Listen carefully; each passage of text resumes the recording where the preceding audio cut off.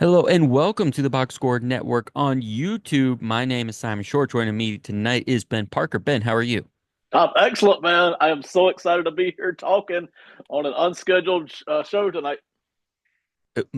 It's Black Monday. Happy Black Monday to everyone. Ben, did you get fired today? Not yet. Jury's still out. Some people like me, some people don't. So, stay tuned. Yep, I am still currently in decent shape, but I did have to lock the back door on my way to the podcast studio here, so we'll see if my key still works upon Right. re-entry, a la Jamal Adams. Um, but we're here to talk Black Monday. It's not as eventful. You mentioned this was unscheduled. Monday morning we get up. Coming off the Gerard Mayo stuff from last night, and which we'll get to very soon. And I'm like, okay, Ben, we gotta follow up our coaching carousel preview from last month and talk Black Monday. Not a lot of action today. We have some assistant coaches fired. I think we have just as many teams that have retained their coach and GM that we'll talk about tonight as teams that have actually fired a coach or GM. But we're just going to give a run through of the 6 or 7 moves that have been made here between Sunday night on January 5th and Monday, January 6th to kind of kick off our coaching carousel official news of 2025. We'll go back and circle back to a couple of the overall head coaching jobs and top candidates and things of that nature. But let's start here, Ben. On Sunday, I think somewhere but before game action happened, the Cleveland Browns announced that they fired 2 assistant coaches, including offensive coordinator Ken Dorsey. Dorsey came over to replace Alex Van Pelt, who went to the Patriots. He came from the Buffalo Bills to be their offensive coordinator and their offensive line coach. I don't remember his name, but he was the guy that replaced Bill Callahan, who was in Tennessee.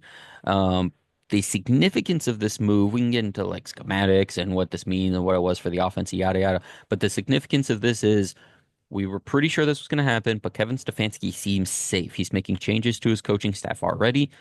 He seems that he is safe. What did you think about this move for the Browns and what it says about the Browns for 2025? First of all, I think you're right. It looks like Stefanski is safe, and you and I both thought he should be. A couple other shows we kind of have affiliated with this network. We pretty much all agreed Stefanski should stay here. Other teams should want Stefanski, is how that should work. Mhm. So Stefanski should be safe here. I wasn't a huge Ken Dorsey guy in the first place, but I'm not thrilled that after 1 year he's gone when you have such a fiasco there on offense. We know about the offensive line problems all year, but this quarterback problem was starting with Watson, and then you bring in Winston, who's great for yardage and fun and points, but it's also boatloads of interceptions and poor decisions. And then you got DTR running around out there. I mean, I don't really know that you should expect a whole lot more necessarily with all that going on. So this felt more to me like, hey, Stefanski stays, but owner Jimmy Haslam, who likes to shake things up, needs a little bit of blood in the water here. That really felt more like it to me, like somebody needed to go here, and so Dorsey and Dickerson, the O line coach, going out. Thank you. This O line wasn't great. I know it wasn't, but you also had injuries. Still, it felt like this offensive line maybe should have been better based on the guys that have been there for a few years now and have played better. We've seen them play better. Yeah, I don't know Dickerson's background in terms of his coaching tree and his philosophies and things, but when I think of Ken Dorsey versus Kevin Stefanski, who we know is the architect of this offense and he's the play caller of the offense, two or has been the play caller of the offense in the past, two different styles. Ken Dorsey is spread him and shred him, a la his time in Buffalo, and Stefanski is under center play action. And I think when it was going to Watson full time at quarterback, he prefers Dorsey's method. He would rather be in shotgun, all the receivers out, and try to shred him. And obviously that didn't work. But I think this was Stefanski trying to, with an open OC position, try and find a layer of something that's different from him that might fit the quarterback better. But then between Deshaun Watson's Achilles injury during the season and today, we actually get the reports that he suffered a setback in his recovery from that. Maybe it was that mountainside picnic TikTok that he put out while the Browns were getting their teeth Maybe kicked in. I so. don't know. Maybe it's something to do with that. Um, and the restructure of his contract. It doesn't seem Watson's going to be playing quarterback for this team anytime soon. This might just be Stefanski saying, we're going to go back to what works. We're going to go back to my offense. I'll bring in an O-line coach that fits that. I'll bring in an OC that fits that. Bring in a quarterback that fits that. And this is just Stefanski getting back to his roots, trying to get some wins back to Cleveland. Um, anything I'm with you. I think Dorsey, we've seen him be a good Yeah. OC. I think you'll get a chance somewhere again. But it never felt like it was a cohesive fit. It was always sort of a force thing. And you mentioned Haslam, and that's the situation you put your coach in when you know, when you're the one as the owner that possibly puts the coach, forces a quarterback onto him that he maybe didn't want, or after a year of trying it, and then you double down on the mistake. This is the situation you get in. So this might be Stefanski just cleaning house, trying to reset, get ready for next year. You do what you have to survive and advance in NFL coaching world these days. 100%. All right. In that, next up, we have our first firing. Gerard Mayo, New England Patriots, is out after one season, getting 3 wins, just one fewer win than this team got last year under Bill Belichick. A lot of speculation on this. Would it or would it not happen? I think on field you can see the reasons why, but in the grand scheme of things, considering this was the handpicked successor to Belichick, it was written in Mayo's contract a couple years ago when he was interviewing for jobs elsewhere, and he got back to the Patriots basically with the guarantee, like, hey, that you're going to be the guy. So they wanted this to be the successor to Belichick for years, and now he's gone just after one season. Ben, the Patriots fired Ron Mayo. How do you feel about this? So, me personally, I'm not a huge fan of it. Now, am I going to suggest to you that Mayo was a good coach this year? I won't say that. I don't know that we saw enough, to be honest, this year. Am I going to suggest that in the future years, 5, 10 years from now, that he'll be a great head coach? I don't even know that. What I will suggest is, like you said, this was the handpicked successor. This was the hot name a year ago. This was a name that other teams were looking at, and you drop him after one year. Unless you're Urban Meyer down in Jacksonville doing crap down there, I'm not a huge fan of letting the guy go after one year. To me, 3 years is what you really need to give them. Hmm. I've been this way for a long time now, but at least 2 years, man.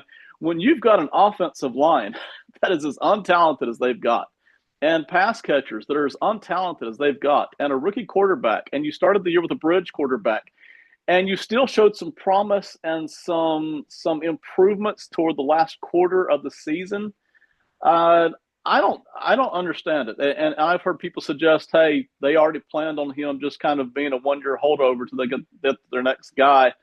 I don't think that was the case. I think they Yeah. hired him a year ago, fully intended for this to be the guy, and for some reason they've changed their minds. Some Patriots fans are happy about this. They've seen enough. They Hmm. saw enough in one Well, yeah. year. I haven't, but I'm just not a fan of letting guys go. And the stability factor is really the big thing here. You are about to do what the Chicago Bears have done twice now. You're going to bring in a whole new coaching staff, whole new coordinator for a rookie quarterback. So now he's going to be on year two, talking about Drake May, Hmm. and you're going to have new coach, new everything, new Hmm. terminology. I'm just not a fan of that, man, on any level. And again, I'm not here to suggest because I wasn't even a huge Mayo guy in the first place. Right. But I just think unless a guy's totally screwing the pooch, you give him his 2 or 3 years is where I'm at on that.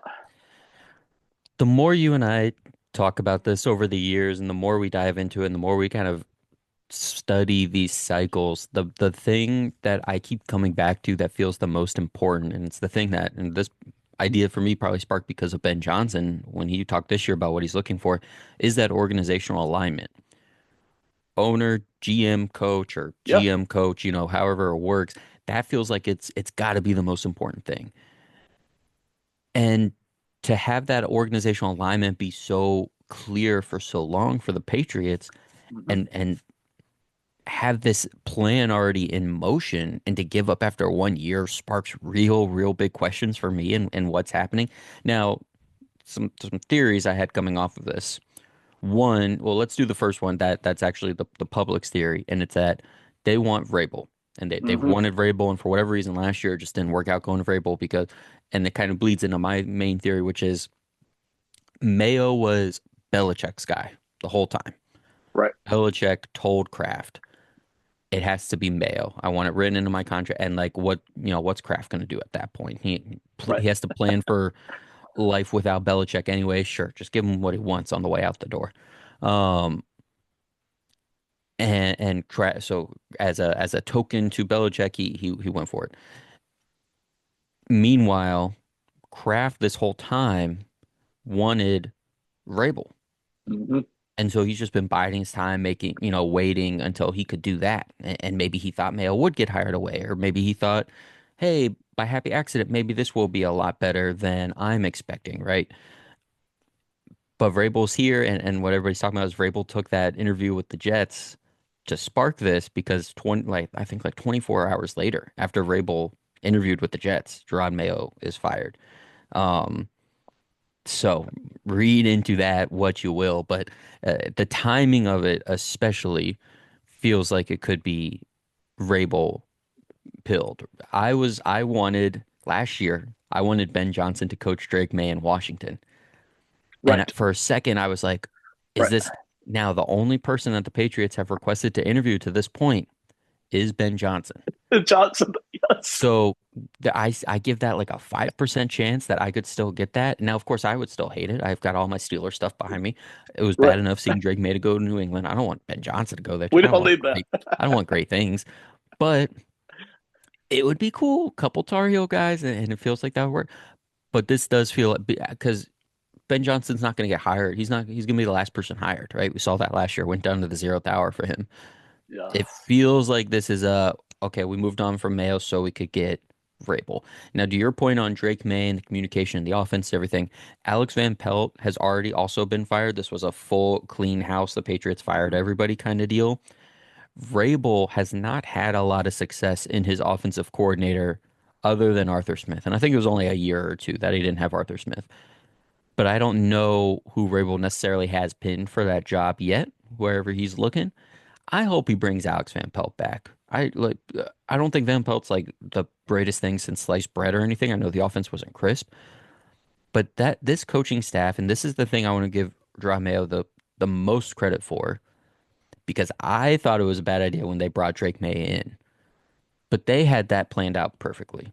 They got Drake May in at the exact right time. You mentioned Jacoby Brissett, bridge quarterback for the first 6, 7 weeks. They go play Houston. Drake May comes in and is great against Houston and is very good the rest of the way. You had a first year head coach who has to be the successor to Bill Belichick handle all of that, plus the transition to a rookie franchise quarterback.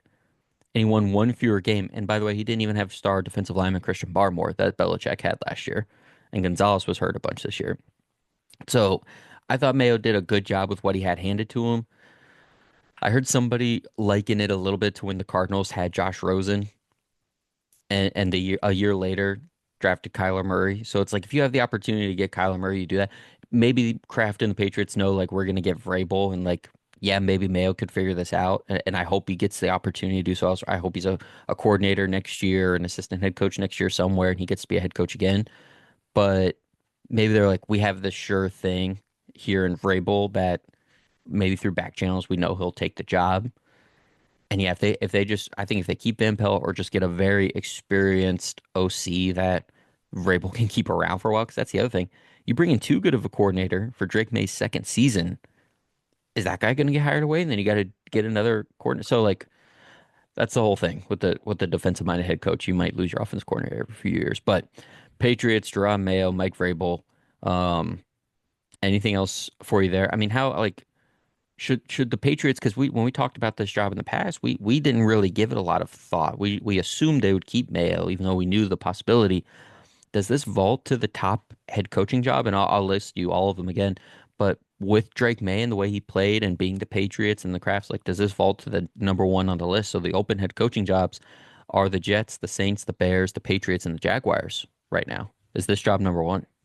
For me, it would be this one and the Bears job. I still really like the Bears job. You know, Hmm. I know Bears fans are kind of out of sorts with everybody right now.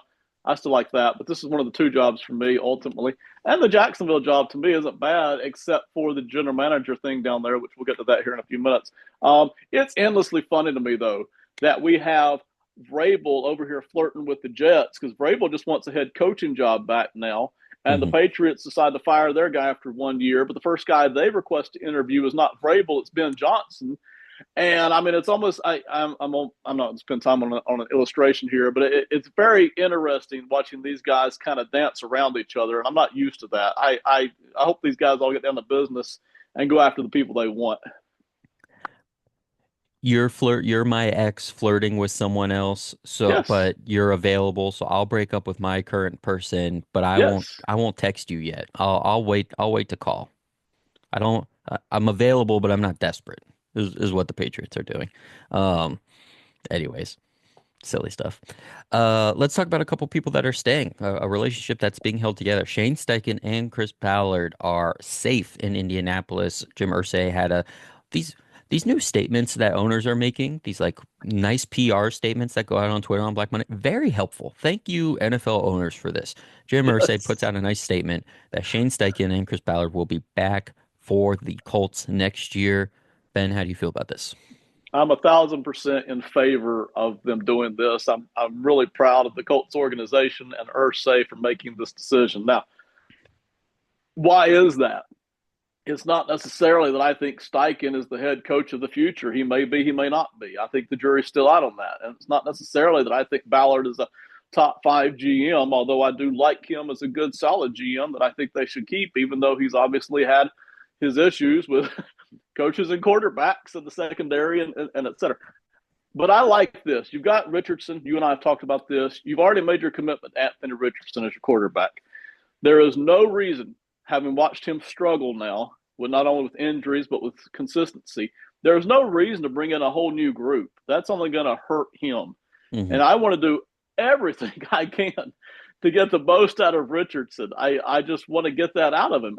And part of that is helping him improve, but part of that is also just making sure that the environment around him is as stable and supportive and as good as it can be. So even if he continues to struggle, maybe we win a couple more games next year and we're in the playoffs, not out of it. I don't want to hit the reset button here. So to me, even if you decide next year, hey, this all didn't work, and Irsay decides, hey, Ballard's okay, but he's out the door. Everybody's out the door, right? But you got to give it one more year to work here. You got to give Steichen another year, his third season, to work with Richardson, hopefully a healthy version of Richardson. You got to give Ballard another year here to work with the guys that he's put together. To me, there was just no reason at all to make a change this year for the Colts. By the end of the year, when we did that, when we did this for the first round of this video 4 or 5 weeks ago, I was like, yeah, Steichen's fine. We don't have to worry about that. The way the last 3 weeks went, and then you add that to the context of what happened mid-season with Richardson, and you get into the whole like Pat McAfee of it all and what the culture seems like it is there. I was starting to get a little bit nervous, but I also remember, I'm old enough to remember that like Jim Irsay is the owner. So like there's just gonna be a certain amount of chaos Right. with the Colts, it feels like, and Steichen, and I don't know who it would take. I mean, you look through the list of head coaches they've had. When was the last guy that would really like kind of keep Irsay at bay in terms of the personality, right? Like Chuck Pagano, beloved, but like Irsay was gonna do his thing. Frank Reich was beloved, but Irsay was doing his thing. Jeff Saturday for 4 weeks. Jim Caldwell was probably the last like real tough guy, and then obviously Tony Dungy before that. Mm-hmm. Um, so like Steichen, like maybe he's just gonna get pushed around by Irsay a bit. So we're gonna have this weird thing with who the franchise quarterback is, and that sucks for Richardson, and that like I don't know if it's gonna work out now to this point, and like the injury thing, like. I thought the back injury in week 17 was a shadow benching situation because Steichen was trying to get in the playoffs, but already came out and said he wanted Richardson to play the rest of the way. But then Richardson was saying he was crawling around his house that week, like his back was really messed up. So maybe unless he just got good at lying, which he should have done with the whole tap out situation. Um, Before, yes. yeah, we could have avoided all this if he knew the lie 6 weeks ago instead of just now. I don't want to insinuate Richardson's lying about an injury. I'm sure he was hurt once he came out and said that. But I guess in the grand scheme of things, yeah, like I am glad there's more patience because yeah, I think if you're bringing a new head coach, like it's probably donezo for him, right? And so now you'll get Richardson's third year, which will be after the third year, he's eligible for a contract extension, and you can start thinking about fifth year option. And so maybe you're just thinking we can just all or nothing at that point, right? Do we Did we see some at least some progress? He doesn't have to be a top 10 quarterback for a second to keep his job, but did we get the leap in year three that we should have gotten in year two and didn't get? I do think it ultimately makes sense considering where the AFC South is in terms of, hey, they had 8 wins and that's disappointing, but the Texans had what, 10 wins, 9 wins, whatever they actually finished with, and it wasn't convincing. So maybe they're not that far away from competing in this division after all. Um, Agreed. The division thing does play into it because you have the Titans, who we'll talk about them in a minute, are obviously struggling. They're mhm. obviously fourth in the division right now, with the Jaguars just barely ahead. Jaguars going to be starting over to some degree next year. We'll talk about that. And then the Texans didn't look great. So if you're the Colts, you got to be thinking, hey, if we just get a little bit better next year, we could be right competing for this division and a playoff spot. So, it could all go south and we're all done a year from now, right? All of us. Right. Richardson's out, Ballard's out, we're all out, right? Mhm. But if we just get a little bit better, maybe we win the division next year. It's still in the realm. Yeah, yeah, yeah. The Titans are going to have a new quarterback. The Jags will have a new head coach. Maybe some continuity and some improvement from their young quarterback will be all it takes. Speaking of which, Jacksonville Jaguars. Doug Peterson is out. This was the first firing and really the only firing so far that we expected to happen that did happen. The thing that is unexpected is GM Trent Baalke was retained and will continue to be the GM for the Jacksonville Jaguars. And I shouldn't say unexpected. I think we were just blindly hoping for Jacksonville and Trevor Lawrence that Baalke was going to be done as well, and they could start really moving on and be appealing to all the candidates. But Ben, I know you had some big thoughts on this one, so I'll clear out. But Peterson out, Baalke in for Jacksonville. What do you think? Peterson out after 3 years. I'm okay with that. There really is I don't see any way to defend ultimately his work there or any reason for him to stay. So everybody expected it. He's out. Now, I got a lot of nice things to say about several organizations tonight. I don't have any to say about Jacksonville tonight, okay? Trent Baalke should be out the door too. I'm not even sure that they ever should have hired him. I was against that from the start. I've seen nothing to change my mind. You watch him there in San Francisco. People want to give him credit for ascending the ladder there, but so much of that was Harbaugh. The immediate improvement was Harbaugh. In fact, part of the reason that Baalke was hired in San Francisco was just to say, hey, we know what we're doing. We've got a coordinated staff, hiring from within. So let's, Harbaugh, come on over. You're just right next door. Come on over and coach us. And then he gets over to Jacksonville. And even though he didn't hire Urban, as far as I can remember, I think Urban was hired a few weeks before, if I remember right. But in Mm-hmm. any case, you walked into Trevor Lawrence and you've been able to develop him not at all. Like, you had the number one pick. Lawrence happened to be there. You haven't developed him at all. The secondary hasn't been good. The offensive line is better this year, but still not great.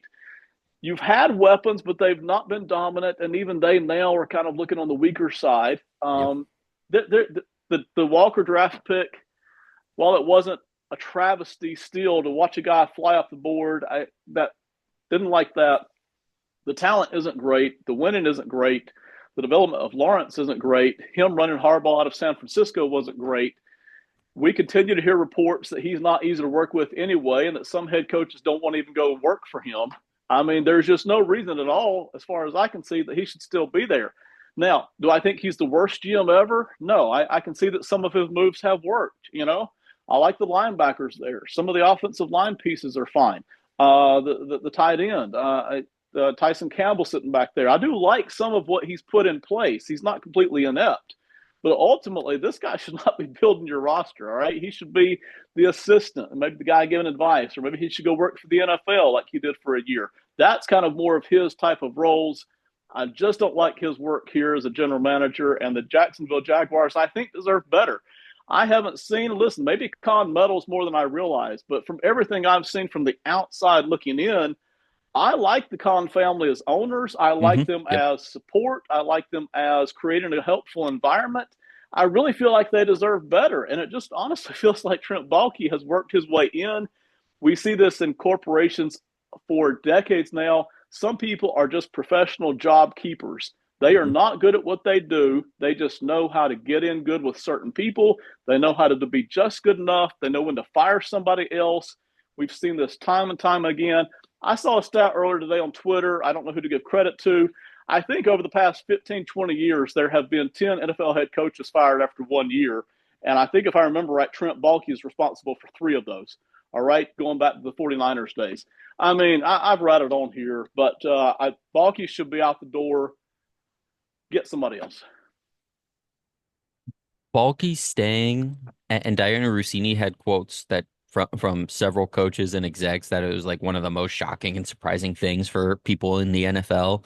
Um, Balky staying takes this from like a tier one job opening to a tier two or tier three job opening. Like Yeah, it was Jags and Jags were the number one job for me if Bulky was not going to be retained because you walk into Trevor Lawrence who already has like his contract, you know there's like a certain right. baseline, You already and yeah, know. there are those pieces. So you add right. This was a 9-win team not long ago. This isn't like the Mm-hmm. Patriots and the Bears who have been 2 3 win teams for a couple seasons now, Right.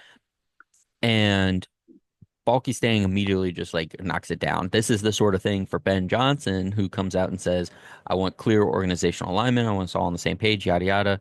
He's not going to want to go here. He's not going to No want to way. go here. Balky's in the building. Now, Nope. the interesting thing, Shad Khan, this was reported, came out and said today, he did a press conference with Balky and said that the head coach would be answering to Khan directly. Now, I don't know for sure if that is a switch from Peterson. If Peterson, I'm sure Peterson reported more to Balky to your point on like division of labor, right? Because there's so much that goes into being a general manager. There's so much that goes into being a head coach that we don't talk about. We don't see. Right.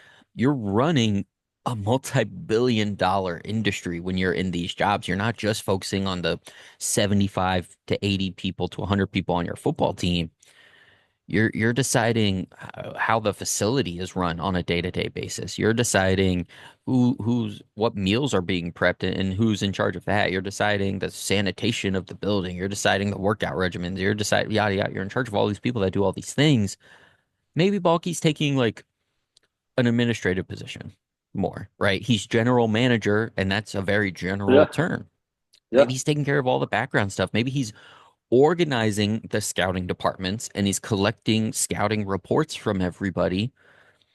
But maybe this new head coach is going to have final say on all football decisions. Maybe it's no longer Balky is handing the roster to so and so because Balky was the one that made the Trayvon Walker pick. He had final say in that. Because remember, Peterson wanted Ike Ekwonu Right. in that draft. And Balky wanted Trayvon Walker because he was what they did in San Francisco all the time, the super long, super athletic defensive ends, and that's who he Mm-hmm. took. Maybe that's off his plate now. Maybe, like you said, Balky is good at all these other Yeah. things, these administrative type things, these organizational communication type things that a head coach doesn't need to have to be responsible for, but the head coach is going to have full decision making over free agency and the draft in terms of the people, and Balky's in charge of the money and the compensation and yada yada stuff like that. So if that's the case, that's good, and I like that, and that's probably the way it should be. There's probably parts of the idea of your coach just coaches the team, money ball. You coach the team I give you. I'll trade a guy if you keep playing him and I don't want him played. But you don't want that, right? That's not what you want. You want the person that's on the field actually having to coach these guys. You're hiring a coach for his scheme. He should be able to pick the players that fit the scheme that he wants to use. And I'm saying that, and I'm like, oh, a good coach would be mold. You want cohesion, and if Bulky's capable of doing that, then you should just fire him. I came full circle. This guy should just be fired. But all that's to say, it'll be interesting how it's done. And it'll be interesting which coaches take interviews, and it'll be interesting which coach takes this job. Remember the Titans last year? It was like, this isn't a great job. It's probably going to be like a tier two OC, and that's exactly who took the job. Yeah. We'll know how involved Balky is and how people feel about that, depending on which person actually takes this job. If it's a Vrabel, if it's a Johnson, if it's an Aaron Glenn, if it's a really highly sought after person who's been through this cycle a couple times, we'll know, oh, this guy's going to have the power that he's desiring. If it's a Liam Cohen, Cliff Kingsbury, Drew Petzing, we're going to be like, oh, okay, that's not going to work out. That's not going to last very long. Um, Anything else for you there on the organizational alignment or any other Jag thoughts? It's just a great point you make about us knowing how the power structure is going to line up based on which guys are actually really interested in who takes that job. That's 1,000%. Listen, if I'm Brian Flores or Mike Vrabel or Ben Johnson, I don't want Trent Baalke in the building. I don't want him there. But I've got options, especially Vrabel and Johnson.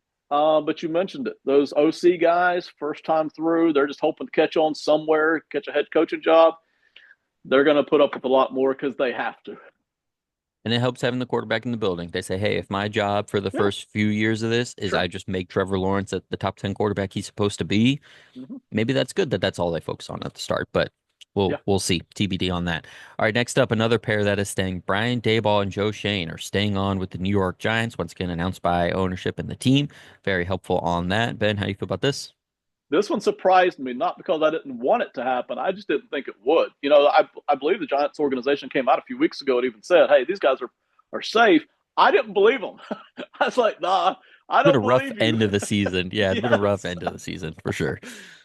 Listen, is Dayball doing a great job? No. Is the jury still way out there on Joe Shane and decide if he can be a good GM or not, myself included? Yes. Okay. But again, the stability thing. They've had 3 years, but they've been turbulent because of the Daniel Jones scenario.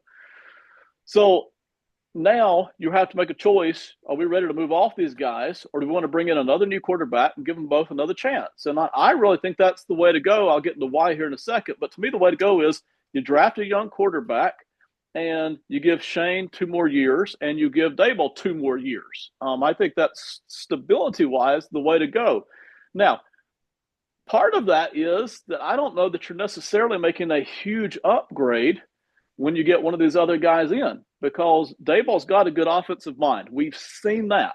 Mhm. He needs to grow a little bit as a head coach, needs to calm the temper down a little bit, but we've seen that he's got a good offensive mind. So by bringing in a Vrabel or a Flores, all you're doing is switching over to a defensive mastermind, and now you have offensive questions to deal with. And I'm not totally sure that the Giants are convinced that Ben Johnson was going to come to their place anyway. Maybe he would, but you're going to have to wait a while. I just like it that considering we don't know for sure that you're going to have a huge upgrade off of Dable, that they kept both of these guys for hopefully 2 more years. Let's give it another run. Let's see what we can do. So, I'm glad they kept them. I am. I know because more Giants fans were like, if you're gonna get rid of one, get rid of Shane, but then it gets that organizational alignment and you this is the roster he's built. Don't make somebody else come right. in and try to handle it from here if you're gonna keep Daboll anyways. Hope because what's happening in that building, hopefully, is that those guys are aligned. Now, I'm sure Daboll wanted to keep Saquon Barkley, and we all know Shane is the guy that ultimately made the decision to push him out. But other than that, I'm sure those guys are pretty well aligned. You mentioned the quarterback thing. Ben and I do a draft monthly show, which starting at the end of this month will be a twice a month show on the Simon and Friends podcast, but will also be on this channel, hopefully with other several Box Score Network hosts doing mock drafts. Ben, the Giants are currently at third in the draft with Number Tennessee and Cleveland three. ahead of them. We're not going to do a mock right now. We want to. We're itching. But if Cam Ward and Shadur Sanders in some order go 1-2, we won't get into everything about that right now. And the Giants are at three. I assume because I feel this way, I assume you also don't think they should trade, trade another first round pick to get up to 1 or 2 to take one of these quarterbacks. There's not a quarterback that you should really be taking at three unless Drew Allard decides to come back into the draft. Do you what do you do with the quarterback position here for the Giants? Emotionally, if I were the owner, and again, I'm not the owner, I'm more the GM type. If I were the owner, if I figure out, hey, we're not going to get our quarterback at three, they're both going to be gone. Then I try to give Dable and Shane 3 more seasons. We take this year to continue to build the roster. We get us a bridge quarterback. We just compete as hard as we can next year. And then next year's draft, we make a point. Even if we've got to trade up to do it, we make a point to get the quarterback that we want. And we may have to give up a king's ransom to do it. I get that. But there's probably going to be 2 or 3 guys in next year's draft. We'll make a point to go up and get that guy because we can't keep pushing this quarterback question off forever. So that's where I would be. And listen, this roster is not terrible. It's not great, but it's not terrible. And I don't want to start a rebuilding process again. We did that Right, 3 years ago when we ran Dave Gettleman out. right, We didn't like anything he was doing. Right. So we completely tore it down and rebuilt it back. There's no Hmm. reason to do another tear down right Nope. now. Yeah. It's just keep building. So again, I'd love honestly for them to be in one of the top two picks or even one of the two quarterbacks to just fall to them and then go ahead and move next year. But they can't do that. Take this year to keep building, then hopefully give 2 more years with a young quarterback. This is our last pairing that we'll talk about in terms of staying. So let me also insert the Las Vegas Raiders into here. Antonio Pierce looks like he's safe.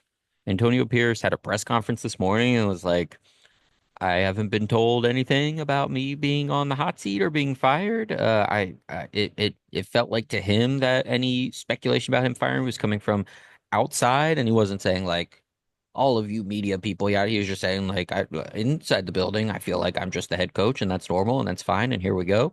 Um, and I'll let you chew on it for a minute, but I Ian Rappaport was on NFL Daily with oh, I forget who hosts that now. My bad. Rosenthal, Seth Rosenthal, and he asked him, "Hey, this is like a pretty tame Black Monday, and we had coaches that we thought were gonna be fired today that are still here, Titans and Raiders, and what's going on? What do you think there's something to this?" Rappaport said that owners for years have been talking about the dead money that's spent on coaches that they've fired, and this might just be the tipping point of NFL owners not wanting to pay three head coaches at one time. And the Raiders in Right. particular are paying Josh McDaniels, are paying Antonio Pierce, and they didn't want to pay another head coach. And we knew this about the Raiders that the Davis family there doesn't have a lot of cash on hand. They're not quite the Bengals, but they're not the Eagles either, where they could just pay whoever all the time. So the financial aspect might be one factor, but since we are also just talking about the draft, I wanted to ask you, in the case of the Giants and the Raiders, who in the last 3 weeks of the season played their way out of a top two pick, do you also think it has something to do with maybe not getting one of these two quarterbacks in the draft, signaling that, hey, we're not going to trade up for one of these top two picks. We think they're going to go 1-2. Because when we did the show last month, for me, it was, hey, if you're getting this rookie quarterback, you fire the coach and you just start fresh. That way you have a year zero head coach with your year zero quarterback and you move them on together. How much of that do you think? What do you think about that financial aspect, paying multiple coaches? And then in terms of for the Raiders and Giants, if they had gotten the first or second pick, would we maybe see their coach be fired and see a new one come in for a rookie quarterback? Let me hit the finances first because that's a great point. Not one I thought of, even considered, but that's a great point that you're pulling up there from Rappaport about, hey, maybe, just maybe, NFL owners are a little tired of paying three guys, two guys at the same time. Not a good practice. I'm on the same tier there, but for a different reason. I just like stability. Unless the guy is just totally dreadful, give him 2 to 3 seasons. It's better for everybody in the building. It's not good to just keep rotating these guys out. It's awful. We see the same franchises do it over and over. It doesn't usually result in anything good. Now, the question there in the Giants case, I really honestly feel like their owner, who loves stability, loves keeping Mm. things the same, doesn't like changes. I really feel like he hasn't even thought about the quarterback thing too much yet. I think he just ultimately decided, I want to keep these guys here, Dable and Shane. I think that's what he decided. In Antonio Pierce's case, I'm glad he's staying. Yep. I I don't know how you could ask him to do a whole lot more, a little bit more, but not a whole lot more with this roster. Yep. And I'm not sure it's going to be any different next year at the moment, you know. But I think you're dead on to this with the Raiders. I feel like if the Raiders have the top two picks, one of the top two picks, I figure Pierce is out the door. And I figure now that they don't have that quarterback at the moment, they're like, hey, let's build out the roster. Let's keep Pierce on for another year and let him go next year. Maybe we get lucky and get a little better. And if not, oh well, Pierce is out next year. So I hate that for Pierce. I don't think this is a good setup for Antonio Pierce at all. I feel bad for him, but I am glad he's getting another year, no matter what reason he's getting it for. All right. I'm gonna give you a what's it called? Taking me so long to say it, it's defeating the whole purpose. Lightning round. There it is. A couple coordinators that were fired today. Okay. I have three coordinators here. You pick whatever's interesting. If it's all three, great. If not, move on.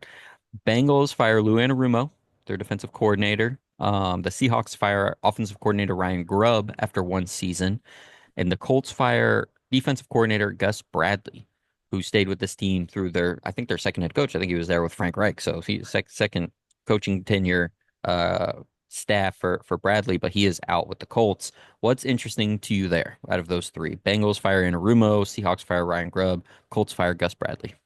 Cincinnati firing Anarumo. I may be on. I figure I'm in the minority on this. I liked him as defensive coordinator. Oh He yeah. didn't have a good year. There's no Hmm. question about that. But his body of work the past 4 or 5 years, I really liked. I'm not suggesting he's a top five, top eight DC. I'm not suggesting that.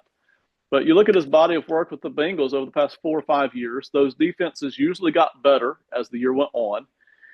Oftentimes, they would be 17, 18, 20 best defense by middle of the year, but by 3 quarters postseason, they had worked their way in the top 10, top 12, top 8 defenses. It wasn't unusual. I liked, in general, the game plans. I liked the toughness. I liked the intelligence. What went wrong this year? There were a number of things, and you can blame Lou for some of that, not for all of it. So I would have kept him, but this is not a surprise. We've been hearing this for weeks and weeks and weeks. Lots of people really did not like him as DC. They really thought he should be out. So it's not a surprise, even though I think I would have kept him. Yeah, the Anarumo thing, it's kind of a scapegoat situation. The defense isn't what they've reinvested in after they made a big free agent splash a couple seasons ago. The defense is aging itself out a little bit. They're getting a little older. Trey Hendrickson had a great season, but we've seen ever since Jesse Bates left that defensive backfield hasn't been the same. Logan Wilson has Right. been hurt. Um, Sam Hubbard has gotten older on the other side of that defensive line. So that group has kind of aged out, but it did feel like it was just so bad that you kind of just have to start fresh, bring in new ideas. Maybe you bring in a new roster. Maybe it was one It of was those bad. special things where it's like Anarumo with that roster just clicked perfectly. Because listen, once Jesse Bates left, like it wasn't as good as it was Right. in that last year with Bates. Like that was kind of a 1 year, and then they go to the Super Bowl and Bates gets paid, and so I'm not saying Anarumo is a Jesse Bates merchant, but it really helps with the like complex, backfield stuff you want to do when you have a guy like Bates back there. So Yeah. it's easier to find a defensive coordinator that fits your roster than find the next Jesse Bates. I think ultimately is the lesson here. Um, I really hope I really I really hope Pete Carroll gets a job because I can't wait for Gus Bradley to just latch on there and be a defensive coordinator yet again. And then Ryan Grubb. There was some cool stuff in the pass game, but the run game just wasn't viable. And Mike McDonald just seems like a no nonsense. If I see a thing isn't going to work, I'm not gonna be patient. Like I'm gonna Yeah. move on, try again. And there's something to that when you're not the owner and it's franchise wide. But as Mm-hmm. the head coach, I mean, we saw Mike McDonald trade and release and completely revamp his linebacker room in the middle of the season and made it a lot better. So he didn't like what he saw from the offense, so he's going to find himself a new offensive coordinator. So Right. bring Ken Dorsey to Seattle. Let Geno spread and shred. That's what I want to see. That's what I'm here for. Um, all right, let's talk about the head coaching jobs overall. As we go, I'll kind of mix in where we are on some interview requests and whatnot. But we have the Jets, we have the Saints, we have the Bears, we have the Patriots, we have the Jaguars. Give me a rough draft ranking 1 to 5, and then maybe some candidates you want to see there. Some of the top guys are obviously Vrabel, Ben Johnson. I just mentioned Pete Carroll, who's been linked to the Bears job. Aaron Glenn, Brian Flores, Tom Monken, Liam Cohen, Robert Sala's out there. What are you thinking with these five jobs at the moment? On the surface of them, any of the five are decent jobs. I don't think they're all just dreadful hellholes necessarily, but some are better than others. You and I already mentioned it. The Bears job I like. They've got a defense in place there. They've got a young quarterback to work with. They've got a couple of pieces on the offensive side. I like that. The fan atmosphere is fantastic there. They're begging for a winner there in that place. I like that. And then the Patriots job, you already mentioned it with Drake May, and I think a pretty good ownership group up until recently. We'll see. I like those two jobs. Now, the Saints job is not a horrible job. It's just that you walk into kind of I don't know a Godfather like atmosphere that's kind of held on for a long time and a really complicated financial situation that I'm not sure allows for you to really build a winner, maybe compete, not a winner. So I'm not, that's not awful, right? But it's not Hmm. great either. Right. Um, and then the Jaguars job I think is a great job, except for the fact that Trent Baalke's sitting over there. You already Yep. mentioned that. Hmm. And then the Jets job wouldn't be a bad job except for Woody Johnson. I mean, Right. goodness gracious, this guy just can't leave well enough alone. He may take off for a couple of years and be right back in the building again. The whole Woody Johnson thing is just not for top head coaches to go work with. So that's where I'm at on the 5 tier jobs here. Some interview requests that have happened. The Jets and the Bears have been the most widespread. Now the Bears, it's the names you expect: Flores, Glenn, Johnson, Todd Monken, Drew Petzing gets a look. Arthur Smith, Anthony Weaver. So those one, Mike McCarthy. We didn't even get into the Cowboys and McCarthy. Mike McCarthy's contract is up with the Cowboys, so TBD on what's going to happen there. We'll discuss that one at a later date. The Jets also very widespread. Joe Brady, Flores, Glenn. But Matt Nagy's on this list. Ron Rivera has interviewed for this job.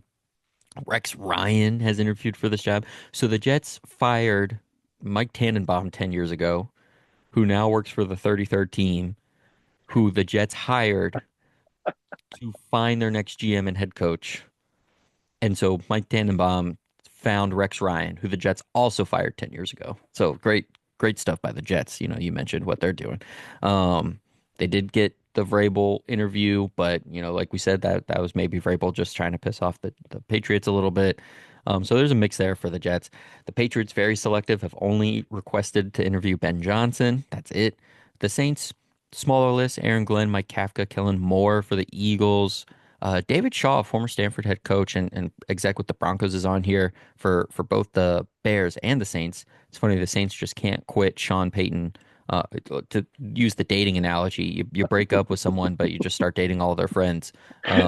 Similar enough, but not quite the same. Pagano and now David Shaw for the Saints, so that's great. The Jags have not requested to interview or interviewed anybody yet. Any pairings for any of those stand out to you? Anybody you'd like to see in particular go to any of these jobs? Yeah, there are. And to be honest, I've got 3 names I like, and I think they fit any job they want to go to be honest. And that's Ben Johnson, that's Mike Flores, that's Mike Vrabel, Flores and Vrabel. Um, if I were Vrabel, I would like going to the Bears. I know that division's tough, so that's not the greatest thing in the world, but I would like it. If I'm Vrabel, I wouldn't mind going back to the Patriots if that's Right. a thing, if that's a real Hmm. thing. You're ready made there.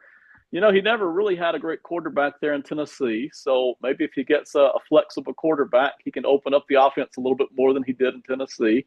But we know he can compete. We know he can win. We know that he can have a good defense. We know that he'll play solid, generally mistake-free football. So I like all of that. So I like Vrabel with the Bears or the Patriots. I do. I even like Vrabel down there with Jacksonville if he could leverage Balky Hmm. out the door. Hmm. I mean, again, he's going to need to get him an offensive coordinator to help Trevor Lawrence, but I like him there. And then I like Ben Johnson where he wants to go. I First timer, head coach. Maybe in 2 years he's right back to coordinating, but I like Ben Johnson where he wants to go. And then Flores. Let's talk about the Jets job for a second. If Rex Ryan, crazy old Rex, is willing to go back there and work for Crazy Woody, Uh-huh. why not? Yep. Okay. It Yep. wasn't horrible before. Right. It's been horrible ever since. Yep. So I'm okay with that. If Aaron Glenn is willing to go and work for Crazy Woody in New Yep. York, I'm fine with that.